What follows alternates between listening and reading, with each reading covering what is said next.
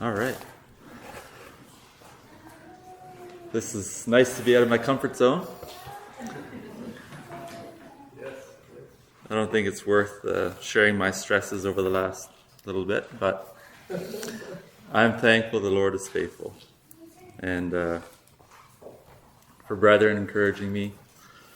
I'm going to share a short opening this morning. I don't see the lack of it so much in here at all. It's that we love our neighbor as ourselves, and not being critical one toward another. But the reason why I have it on my heart to share, and it's been on my mind for over a month already. But being critical or the lack of love, it starts small, and it starts with little things. So we start being critical one towards another. And before it's a big thing where we don't know how to solve it. And I just know in my own life I have to check my own heart. How do I view this brother? What do I think of this brother? And I know sometimes there's little things that can come in that can bring to a place where, you actually have a difficult with somebody else. And that just the thought of checking our heart, how do we view one another? And Luke 18 is a chapter that I've been, we'll just turn there. That's been on my mind for a while. And there's a parable that Jesus gives in verse 9. Well, first of all, 18 verse 1. I'll just read that chapter and a little side note.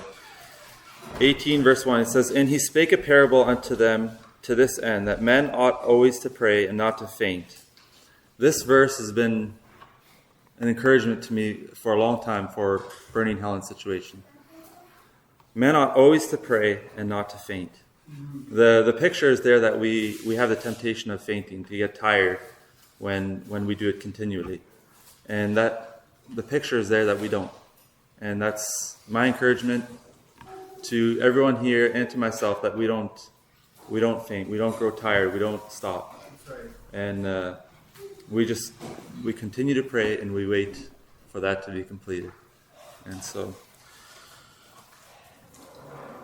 but verse 9, he says, "And he spake this parable unto certain which trusted in themselves that they were righteous and despised others." And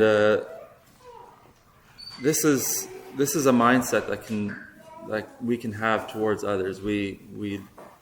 I don't see it here, but it can start within. That we look down on others, we think them less than what we are, and God is not pleased with that.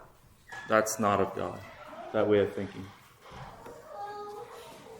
We were singing that song this morning, "Just As I Am," and a brother mentioned a while, that's pretty much the Christian life, just as I am, without one plea. We come to Him as we are, and in need. And so, having that critical mind put away. And it says, "Two men went up into the temple to pray, the one a Pharisee, the other a publican. The Pharisee stood and prayed thus with himself, God, I thank thee that I am not as other men are, extortioners, unjust, adulterers, and even as this publican. I fast twice in a week, I give tithes to all that I possess. And the publican, standing afar off, would not lift so much as his eyes unto heaven, but smote upon his breast, saying, God, be merciful to me, a sinner. And then Jesus says, I tell you, this man went down to his house justified rather than the other. For everyone that exalteth himself shall be abased, and he that humbleth himself shall be exalted." This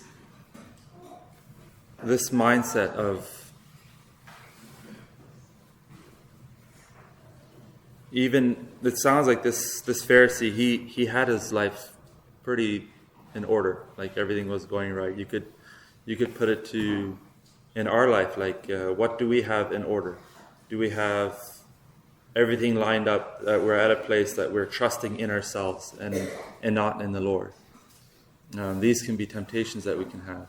we can despise others, whether it's the way their relationships, their family, the way they relate one to another, or the way they work, whatever it would, like just normal things in life.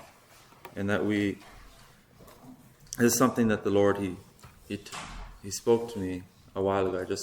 I read that and I challenged my own heart.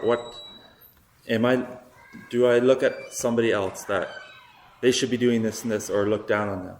And that, and just to check ourselves that we be careful in that area. And and the commandment to love. That's a commandment. Like it says, husbands, love your wives as Christ loved the church. Another part is, husbands, love your wives and be not bitter against them. I know for myself, with my wife, if we're going through a little bit of rocky times, it's for me to pray, it's useless. If I have something in my heart against her, I'm on my knees and I'm wasting my time there. I know what to do. I know that I ought to love her. And it's a decision. It's not a feeling at that point, because I'm frustrated with her. And but that's a decision. And I think just like that, with my brother, sometimes it's going to be a decision. Something that is bothering us one with another. We're going to decide to love this brother. We're going to decide to work this thing through and to love one another. And I see that in our midst. I don't see that there's issues or anything. I see the love. I feel the love, and I believe there's times that, like, I'm not always choosing to love my wife. I love my wife. The feelings are there and everything. It's amazing, but that's not always the case. So yeah, just a short little word to just watch for, that we keep a pure heart in that.